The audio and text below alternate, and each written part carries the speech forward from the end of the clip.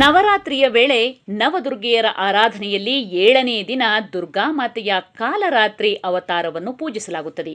ಕಾಲರಾತ್ರಿ ಅಂದರೆ ದೇವಿಯ ಅತ್ಯಂತ ರೋಷಾವೇಶದ ರೂಪ.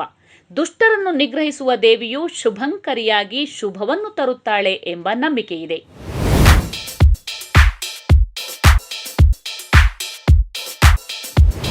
ಕಾಲರಾತ್ರಿ ದೇವಿಯು ದುರ್ಗಾಮಾತೆಯ 7ನೇ ಅವತಾರ.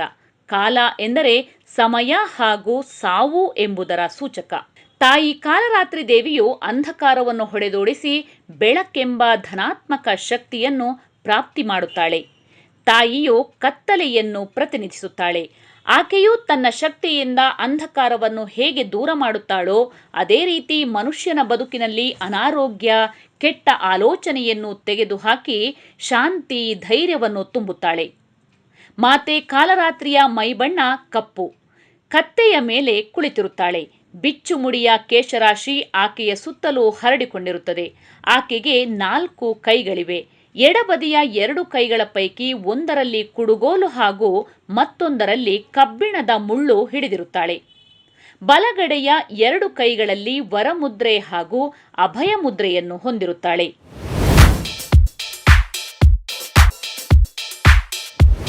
ಮೂರು ಕಣ್ಣುಗಳಿರುವ ತಾಯಿ ಕಾಲರಾತ್ರಿಯ ಆಭರಣಗಳು ಮಿಂಚಿನಷ್ಟು ಹೊಳಪು ಹೊಂದಿವೆ.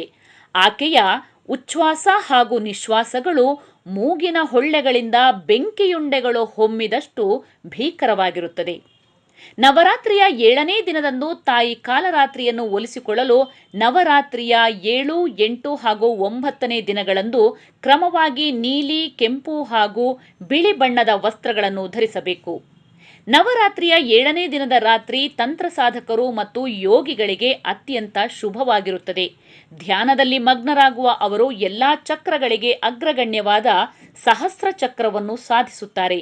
ಈ ಚಕ್ರವು ಮಾನವ ಜಾಗೃತಿಯ ವಿಕಾಸದ ಕೊನೆಯ ಮೈಲಿಗಲ್ಲು ಎಂದು ಹೇಳಲಾಗುತ್ತದೆ. ಬ್ರಹ್ಮಾಂಡದೊಳಗೆ ಒಬ್ಬರು ಸಂಪೂರ್ಣ ಪರಿಪೂರ್ಣತೆಯನ್ನು ಕಂಡುಕೊಂಡ ನಂತರ ಇದನ್ನು ಸ್ಥಿತಿ ಎಂದು ಪರಿಗಣಿಸಲಾಗುತ್ತದೆ. ವೈಜ್ಞಾನಿಕವಾಗಿ ಹೇಳುವುದಾದರೆ ರಾತ್ರಿಯು ಪೂರ್ಣ ಏಕಾಗ್ರತೆಯಿಂದ ಧ್ಯಾನ ಮಾಡಲು ಶಾಂತಿಯುತವಾದ ಸಮಯವಾಗಿದೆ. ಎಲ್ಲ ಆಚರಣೆಗಳನ್ನು ನಿರ್ವಹಿಸಲು ಮತ್ತು ಪೂರ್ಣ ಏಕಾಗ್ರತೆಯಿಂದ ಧ್ಯಾನ ಮಾಡಲು ಶಾಂತಿಯುತವಾದ ಅತ್ಯುತ್ತಮ ಸಮಯವೆಂದರೆ ನವರಾತ್ರಿಯ 7ನೇ ದಿನದ ರಾತ್ರಿ. ಅಲೌಕಿಕ ಮತ್ತು ಲೌಕಿಕ ಶಕ್ತಿಗಳನ್ನು ಅರಿತುಕೊಳ್ಳಲು ರಾತ್ರಿಯ ಕೆಲಸಗಳು ಹೆಚ್ಚು ಪರಿಣಾಮಕಾರಿ. ಮನುಷ್ಯನಿಗೆ ಜ್ಞಾನೋದಯವಾಗಲು ರಾತ್ರಿಯ ಸಮಯವೇ ಉತ್ತಮವಾಗಿದೆ. ಇದು ಪರಿಣಾಮಕಾರಿ ಸಮಯ ಎಂದು ಹೇಳಲಾಗುತ್ತದೆ.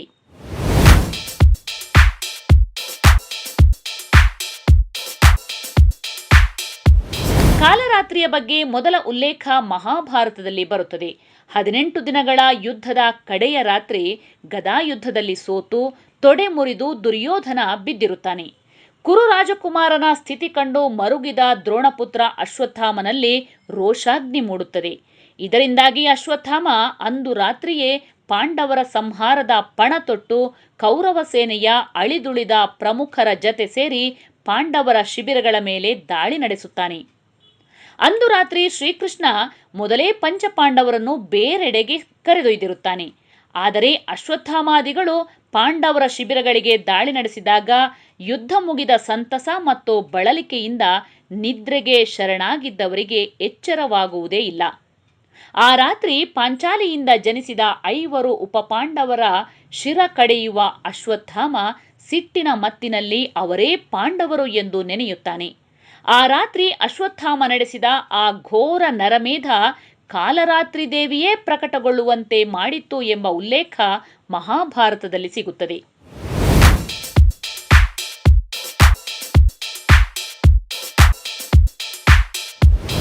ದೇವಿಯ ಕಾಲರಾತ್ರಿ ರೂಪ ದುಷ್ಟ ಸಂಹಾರ, ರಾಕ್ಷಸ ಸಂಹಾರಗೊಳಿಸಿ ಜಗತ್ತಿನಲ್ಲಿ ಶಾಂತಿ ಸ್ಥಾಪನೆಯ ಉದ್ದೇಶ ಹೊಂದಿದೆ.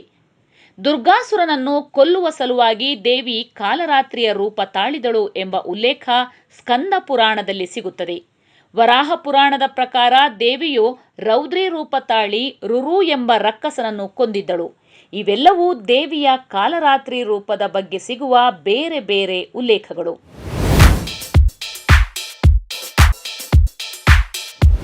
ಶನಿಗ್ರಹದ ಅಧಿದೇವತೆಯಾಗಿರುವ ಕಾಲರಾತ್ರಿಯನ್ನು ಪೂಜಿಸಿದರೆ ಶನಿದೋಷ ನಿವಾರಣೆಯಾಗುತ್ತದೆ ಎನ್ನುವ ನಂಬಿಕೆ ಭಕ್ತರಲ್ಲಿದೆ.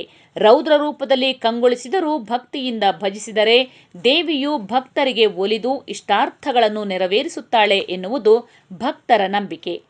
ನವರಾತ್ರಿಯ ವೇಳೆ ದುರ್ಗೆಯ ನಾನಾ ಅವತಾರವನ್ನು ಸರಳವಾಗಿ ನಿಮ್ಮ ಮುಂದಿಡುವ ಸುದ್ದಿಯಾನದ ಸಬ್ಸ್ಕ್ರೈಬರ್ ಆಗಿ ಮತ್ತು ಬೆಂಬಲಿಸಿ. ಸರಳ ಸುದ್ದಿಗಾಗಿ ನೋಡ್ತಾ ಇರಿ ಸುದ್ದಿಯಾನ.